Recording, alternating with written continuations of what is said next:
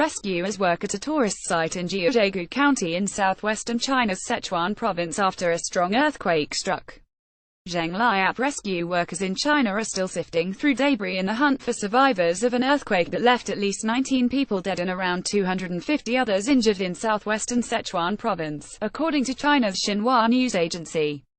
The quake struck in a mountainous area at 9:19 p.m. local time Tuesday, near the popular tourist destination of Jiuzhaigou, a national park known for its dazzling vistas of lakes, waterfalls and mountains. It is peak tourist season there, and a number of tourists were among the dead, Xinhua reports. The tourists were in panic when the quake struck and there were almost so stones falling down the mountain, Yizhi, a villager in Jiangsu, told the news agency. Many of the roughly 38,000 tourists were evacuated from the area safely, NPR's Anthony Kuhn reports from Beijing.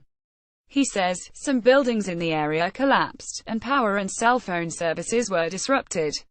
Around 1,000 workers were involved in rescue and recovery efforts. And while fallen rocks and landslides have complicated efforts, Xinhua says most of the debris that had been blocking roads was cleared by Wednesday morning. I was getting into a car at the time of the quake, and it felt like a heavy GT truck rumbling past, resident Lu Yanrong tells Xinhua. The China Earthquake Network Center reported that the earthquake had a magnitude of 7.0, while the U.S. Geological Survey gave it a magnitude of 6.5.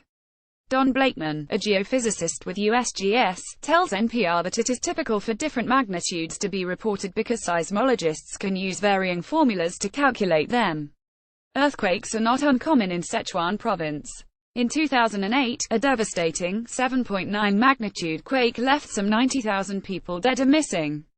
Of Tuesday's quake, Anthony says state media reported that the quake struck during a performance about the 2008 disaster, killing one artist. The report says that at first, some audience members thought the shaking was just part of the show. It is a very mountainous region in southwest China, Tibet and Nepal, Blakeman said, and almost all of these earthquakes are related to plate tectonics and these plates moving around.